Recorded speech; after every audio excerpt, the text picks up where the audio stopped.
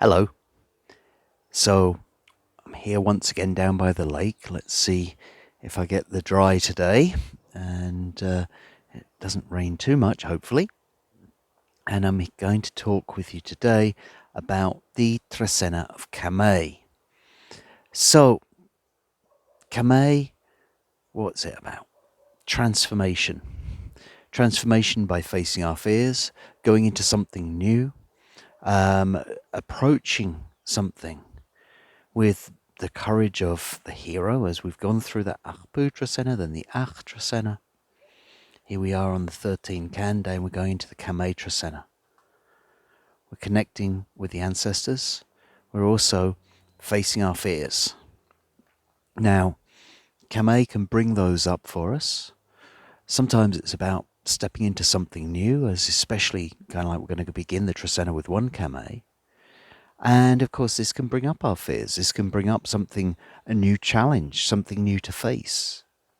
But it's something new that we face that takes us on our journey, that takes us further forwards in the transformation of our soul, our soul's journey. So it can be a very, very profound transformational Trecena where stuff is going to come up in order for us to face it, get through it, come out the other side, strengthened. Okay, so let's begin with one Kame.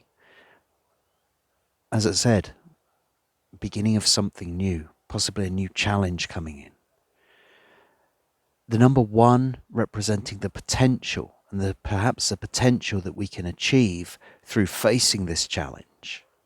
And Kame is going to be something that, hits us pretty hard. Something which is a big change coming.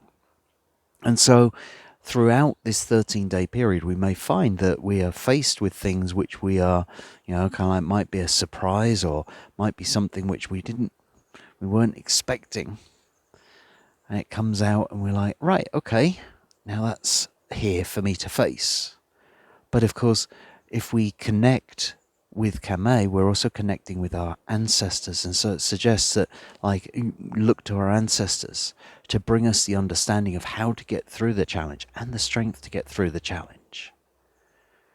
So perhaps it's the identification of new challenges on one Kame that can come up. The beginning of a new time to face what we need to face, move through it, and move up a level. From one Kame, we then go into two Kech. Kech, the Nawal of the wilderness, the greenness, the mountain place. And the number two, representing self-sacrifice, also representing partnerships. So perhaps it's something that we can come into through walking in the wilderness. With the number two Kech, it can be a choice between two things. It might seem like a very black and white choice, a very stark reality. It's this way or it's that way. And so perhaps through connection with the wilderness, this is something that can help us to make those choices, help us to make those decisions and bring us to strength, because strength is what we're going to need as we face our challenges. So on Tukech, if you've identified the challenge, perhaps Tukech is a great day to go and make a walk in the woods, to go and understand which way to go, this way or that way. From Tukech, we're then going into 3 Anil. So again, Anil usually seen as a very positive day, certainly a day to be working with plants, but also a day to be working with maturity, to be working with development. But where do we find it? Well, with the number 3, we're looking inside. We're looking within us.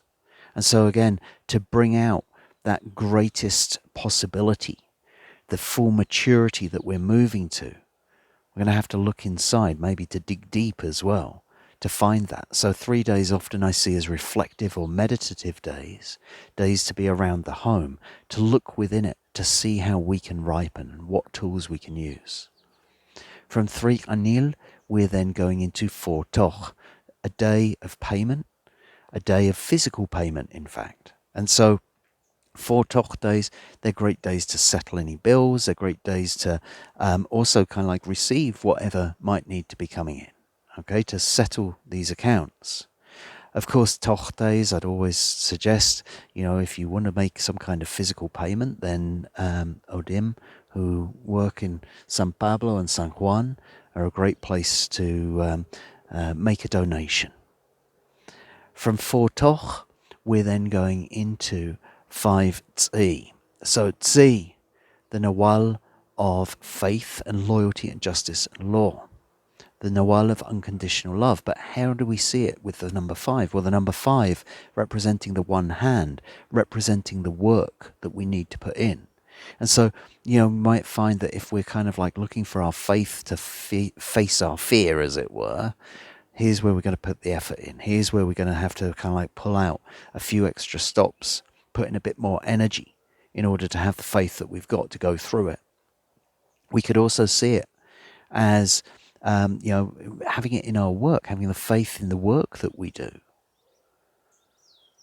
Now, of course, what might come along on Tz'i days is temptations, because this is what they are. And again, this is somewhere where we may be forced by the energy of the day to put our energy more into this kind of like resistance to temptation, so that we can stay on the straight and narrow on our path to move through our challenges. We then come to something which I feel is more of a conducive day, because we've gone from these, as you can tell, kind of 3 kanil, 4 toch, 5 Tz'i. There's all a bunch of challenges happening in there. But then we move to 6 bats. And bats, creativity. Bats, kind of like weaving it all together. And here with the number 6, we can see it representing family. We can represent it with the ultimate stability as well. And so 6 bats could be an extremely conducive day for any kind of creative project, as bats days often are. But here we're talking about really grounding them with the 6, which is calling on heaven and earth and bringing it into the physical plane. And so, again, if you've got a creative project, then 6 bats is a brilliant time to bring it into balance. It's a brilliant time to bring it to stability. And so, after the previous days, which might have been a little bit wobbly, as it were, here we come into 6 bats, and it's like, right, okay, this is really giving us the energy and the environment to bring our creativity out. So please, get creative on 6 bats day, because you'll be really, I think really rewarded for it. From 6 bats, we then go to 7 So the path, the journey, and the number 7, the top of the pyramid, but also it can represent the end, right? And so this could be like the end of the road. It could be kind of like almost like, well, I don't want to necessarily say the final journey, because that sounds a bit like ominous and that, but it can often be coming to the end of a path that you have been walking. Now, what happens when you get to the top of the pyramid is that you can then see in many different directions. You can see your choices ahead as to which path you might choose to move forwards. And so 7 again, could be a contemplative day in some ways. I would also, I always think that days are usually good days to travel on. And here, that journey is likely to, represent the end of one part of a journey and the beginning of a new journey, or at least the choice of a new journey. From 7 we're then moving into 8 Ach. Ach, the Nawal of the home, the Nawal of community, the Nawal of the harmony in the home. And the number 8 often representing the ceremonial day, representing a time to make our offerings, a time to celebrate.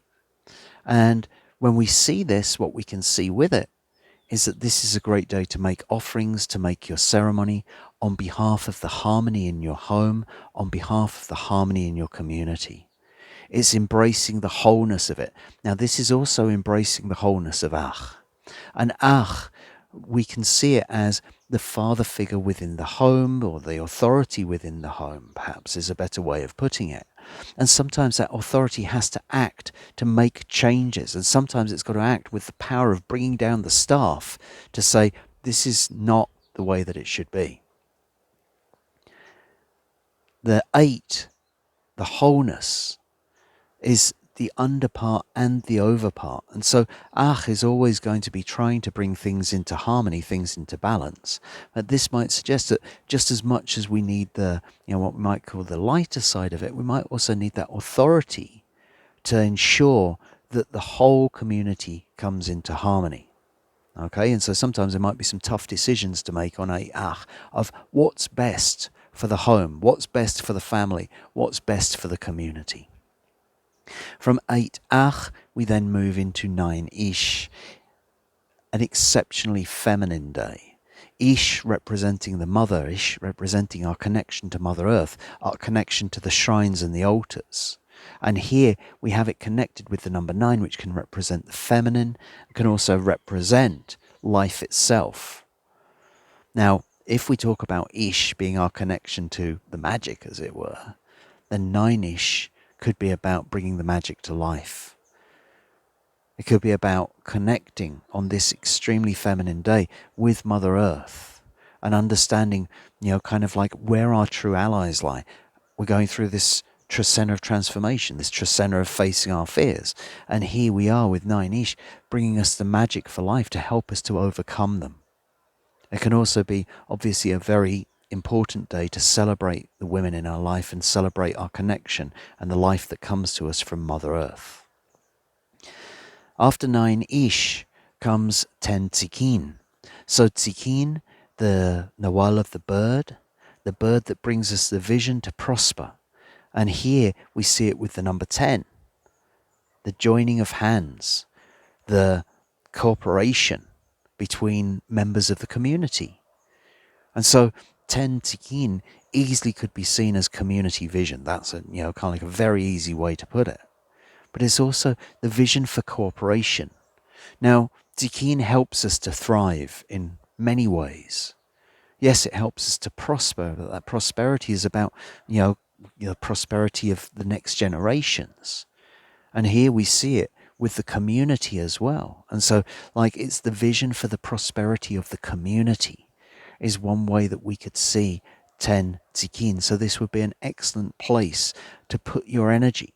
It can also be that if you are stuck in this transformative period, I should say, then it may well be that going out to your community and making some agreements may help you to move through and thrive. Okay, so it can be a very social day, because Tzikin days are often very social days anyway. And here we see it, really kind of like bonding with those around it. From 10 Tzikin, we're then going to move into 11 Ajmak. Now this has got to be some tidying up of unfinished business.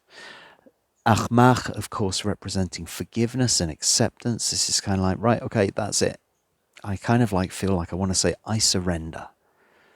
Because we're looking over here and we're looking over there and we're looking over there. That's the 11. It's kind of like it's in many different directions. And with Ajmak, it's forgiveness. And so, again, as we transform, as we go through this transformative period, we kind of got to tidy up any loose ends which might be laying around. And 11 Ajmak is a great day for that, to be searching the, kind of like some of the recesses and make sure that all is forgiven. From 11 Ajmak, we're then going to 12 Noch. Noch, the Nawal of the mind, the Nawal of the brain. And of course, if we are facing our fears, if we're facing our challenges, then one of the things we're going to have to do is have the information to overcome them. Noch, of course, is the problem solver. And it's the information that we use to solve the problems. And here, with the number 12, which can represent bringing together of all of life's experiences.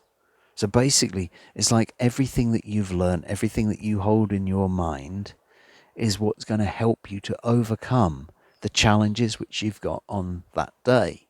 Okay, so again, it might call us to dig deep because it might be something that we learned a long time ago, for example. But it's part of our life experience that we're carrying with us that can help us to move through the challenge, that can help us to come up with a new idea, because that's what Noch is good at. And here that new idea is based on our life experience. That's what's going to help us through the change. And then finally we come to 13 Tijax, an exceptionally powerful day. A day of exceptional discernment, perhaps a day of exceptional beauty as well. Because we have Tijax, the obsidian blade, Tijax, the warrior or the healer. And here with the number 13, the connection with spirit. Now, I'm kind of loath to say spiritual warrior, but that certainly comes into it, doesn't it? Of course. And spiritual healing. It's the healing that comes from spirit, maybe from the ancestors. This is what we're going to finish off the Trecena of Kame. This is what that one Kame is moving to. At the end, it moves to 13 Tijax. It moves to kind of like one of the most powerful warrior healers of all, as it were, who is embodying spirit, who is connected to the ancestors, who is connected to spirit. That's where they're drawing their energy from in order to make those cuts, in order to cut through the final battle, as it were, in order to transform. Okay, so 13 Tijax certainly could be a wonderful day for all sorts of forms of healing. In particular, energetic healing is often very highly connected with Tijax days. And here it would suggest that if you are going for healing or surgery on such a day, then the scalpel is guided by spirit. So it could be a very, very powerful day for those kind of things. So I hope this has been of use for you, and I look forward to seeing you in 13 days' time for the Trecena of Kame. Thank you.